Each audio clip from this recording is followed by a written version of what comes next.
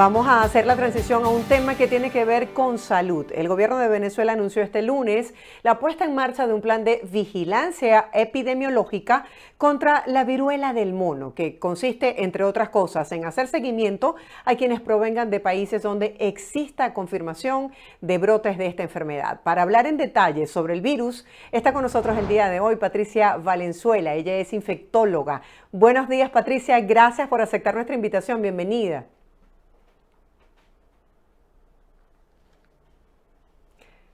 Disculpen, Patricia, ahora sí te escuchamos. ¿Cómo estás? sí, Bienvenida. bueno, gracias, buenos días, gracias por la invitación, muy ¿Qué, amables. qué es la viruela del mono y qué la causa? Bueno, la viruela del mono, de hecho, hace un par de años atrás, 2022, ya la Organización Mundial de la Salud cambia el nombre a lo que es Mpox o Mpox, con el objetivo de evitar discriminación y estigmatización por el nombre de monkeypox o viruela símica. Entonces, bueno, usamos los términos a veces juntos. Es una zoonosis inicialmente. ¿Y qué significa esto? Que es transmitida por animales, algunos roedores, algunos tipos de ardillas que están infectados, que tienen el virus, y la persona, el ser humano, entra en contacto directo con estos animales con fluidos corporales, saliva, algún rasguño, incluso sangre. ¿Qué sucede? Lo que alerta y preocupa a la Organización Mundial de la Salud y al mundo en líneas generales es esa transmisión secundaria que se da de persona a persona.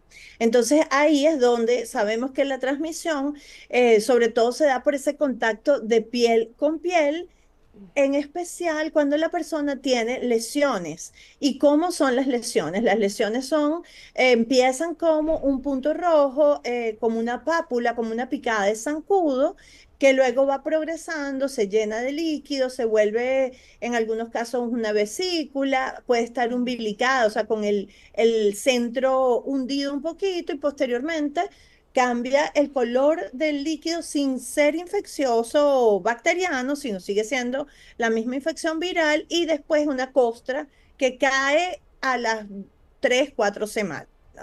Estas lesiones aparecen en el rostro, aparecen en tórax, en extremidades, pueden aparecer también en los genitales, son dolorosas y aparecen después de 2 a 3 días tenido fiebre, malestar general, debilidad y aumento de volumen de los ganglios linfáticos, especialmente de cuello, o sea, los cervicales. Cuando aparecen las lesiones, entonces, dependiendo de donde haya mayor número de lesiones, los ganglios linfáticos de esa zona se pueden también aumentar de volumen. Y bueno, los cuidadores, el personal de salud que atienda a esta persona, caso sospechoso de Mpox, Ujú. pues al tocar o manipular esas lesiones, se produce pues la transmisión porque después te tocas el rostro, te tocas los ojos, a lo mejor tienes alguna laceración en la piel y entonces esa es una manera de transmisión. También es cierto, ¿Cuánto tiempo ajá, después del contagio se manifiestan los síntomas? mira, puede aparecer, se describe entre 3 a 15 días. Hay literatura que dice 6 a 16 días, pero bueno, puede haber un promedio entre 7 a 10 días que entras en contacto y entonces, bueno, hay que estar atentos de si aparece la fiebre y si posteriormente aparecen esas lesiones. Las lesiones también puede haber transmisión y esto es importante y por eso se plantea aislamiento cuando la persona ya tiene las lesiones y es que el líquido y las costras que caen de las lesiones sobre la ropa de la persona, en la ropa de cama y después se manipula, también permite que sea un mecanismo de transmisión. Entonces hay que estar atentos en este sentido y se habla pues de ese contacto cercano que hay en las relaciones, ese contacto íntimo en las relaciones sexuales a través de las gotas respiratorias que son más gruesas, son más grandes, pero hay menos distancia, entonces alcanzan lo que son las mucosas y por ahí también es un mecanismo de transmisión.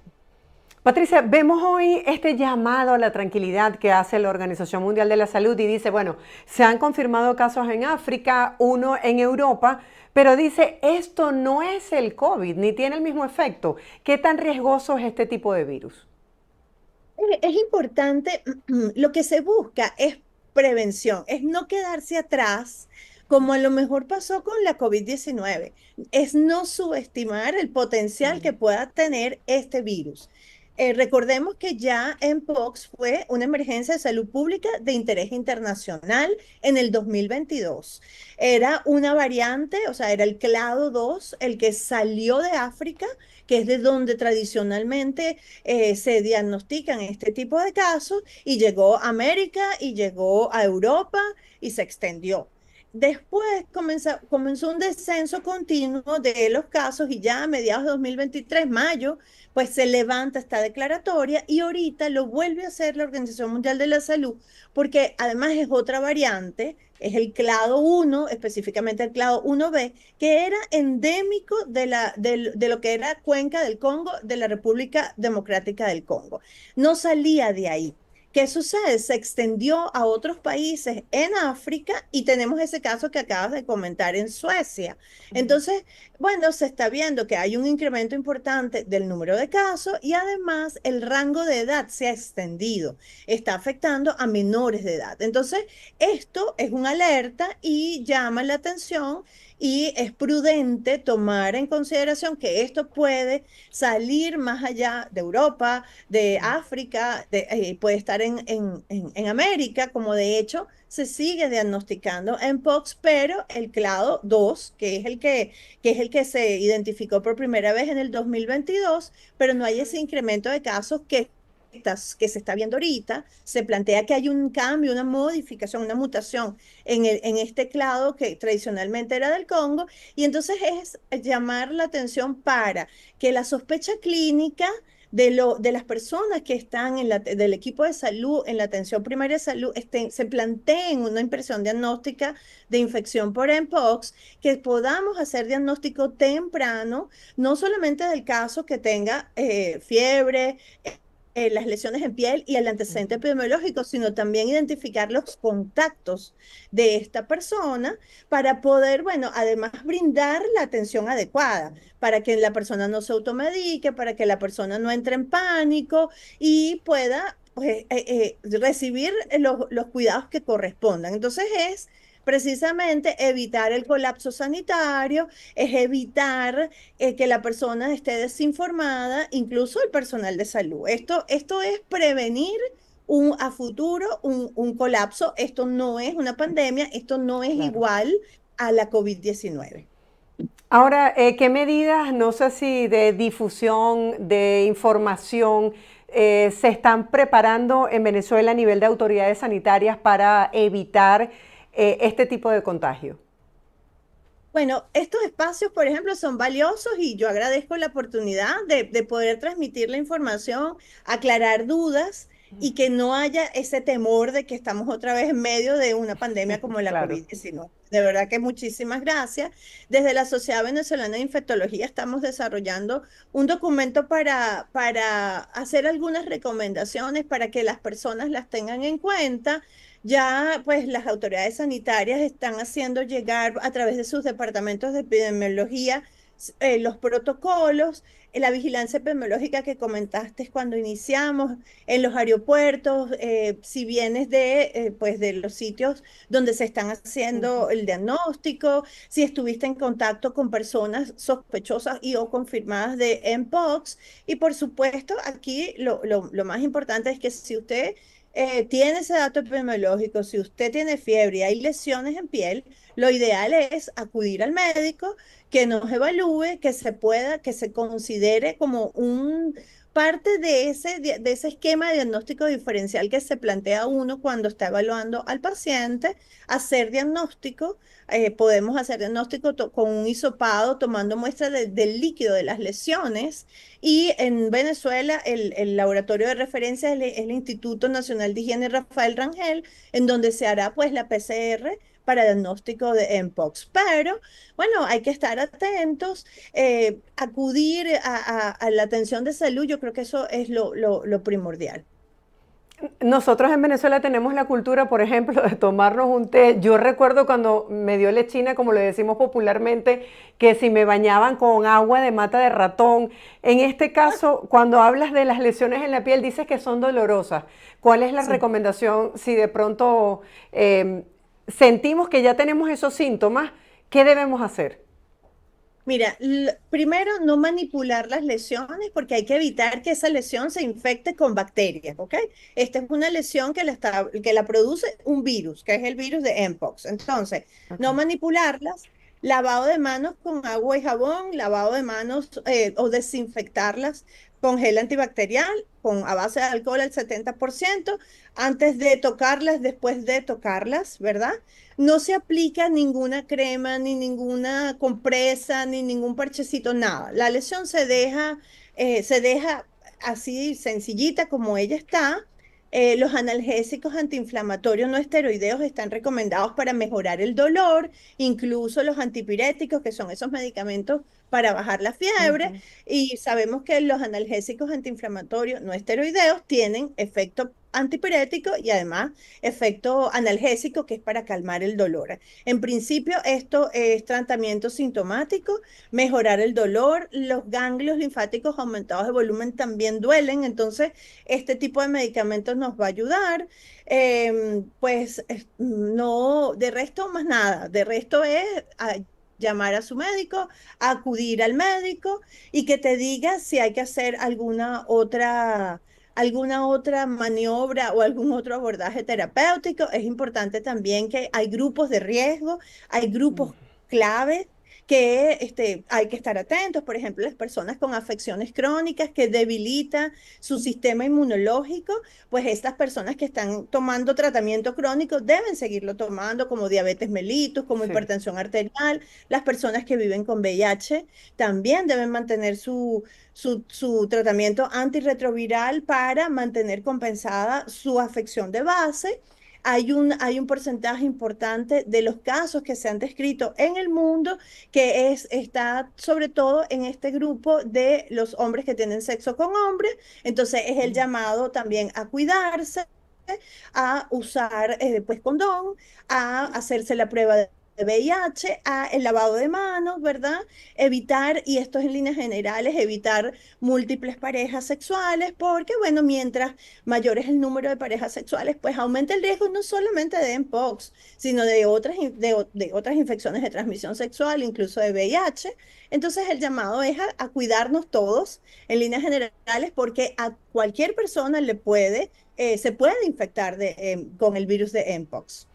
Doctora, en caso tal de algún país donde ya se ha presentado un caso, que en este caso es África y Europa, en Suiza, para ese familiar que tiene que atender a ese paciente, ¿debe utilizar mascarilla, guantes? O sea, ¿cuál es la recomendación en el protocolo de cuidado en ese día a día? Sí, es importante lo que comentas porque no todos los casos de mpox sospechosos y o confirmados necesitan hospitalización. Hay indicaciones específicas para ello. La mayoría puede estar en casa, aislados, para evitar que se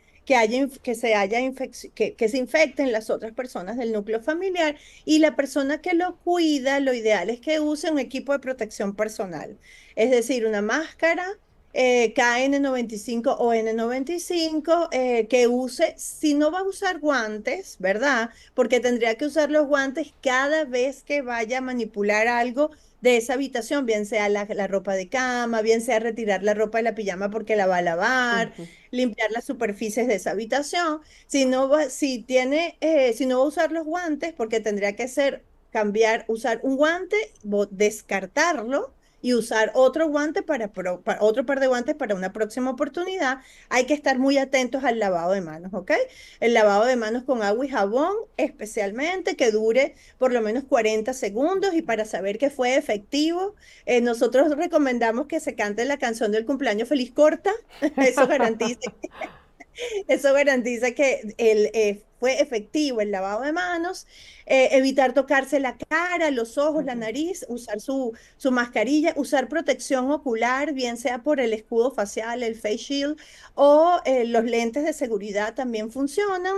Y bueno, la ropa que se use, pues debería ser o específicamente para entrar y salir de la habitación del cuidador o esas batas que son descartables también, pero que son de ambientes clínicos, pues, u hospitalarios, que funcionan también para protegerse, porque lo ideal es que, bueno, si hay salpicaduras, si se tropieza alguna lesión, ese líquido que queda en la ropa, pues, y después tú lo manipulas con las manos y te lo pasas por la cara, eso puede ser una puerta o un mecanismo de transmisión.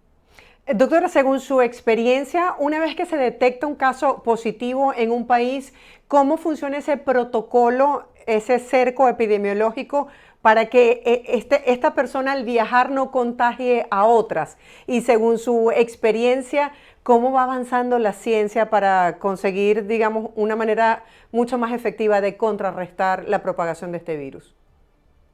Bueno, fíjate, ciertamente en Venezuela ya en el 2022 se diagnosticaron y o sea, se confirmaron 12 casos de Mpox, ¿verdad?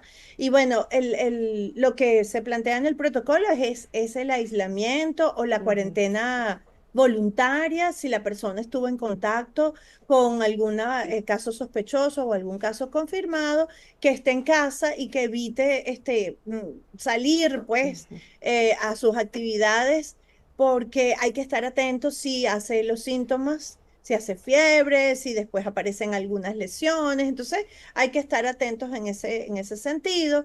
No tenemos hasta ahora una manera de hacer la prevención. Si te expusiste, pues este periodo tiene que tomarse en consideración, porque además el virus tiene una naturaleza, pues un ciclo y ese periodo de incubación, como te comenté, puede llegar hasta 14, ujú. 16 días después de la exposición. Entonces, bueno, a lo mejor si estableces una cuarentena voluntaria de 10 días, a lo mejor no es suficiente, a lo mejor aparecen lesiones después. Yo creo que aquí lo más importante es que si hay síntomas y si hay las lesiones, así como decimos con los virus respiratorios, usted tiene síntomas, quédese en casa y busque la atención de médicos para que no se automedique y para hacer un diagnóstico. Es importantísimo y la Organización Mundial de la Salud, de hecho, insiste en que hay que hacer la vigilancia epidemiológica y la vigilancia genómica, porque la variante que ahorita está causando el incremento de casos es diferente a la que se ha identificado en América Latina y el Caribe, no es la misma, no, hasta ahora no tenemos datos de que el clado 1 se haya identificado acá, solamente han sido casos del clado 2 y bueno, por eso es importante hacer la vigilancia genómica para saber si llega o no llega o ante qué estamos trabajando. Doctora, gracias por compartir toda esta información valiosísima para nuestra audiencia porque hay tantas dudas en relación a este virus. Gracias por estar con nosotros. Feliz A día. la orden. Gracias a ustedes. Estábamos conversando con Patricia Valenzuela. Ella es infectólogo hablándonos sobre estos casos de la viruela del mono o Mpox, como también se le conoce desde el punto de vista médico.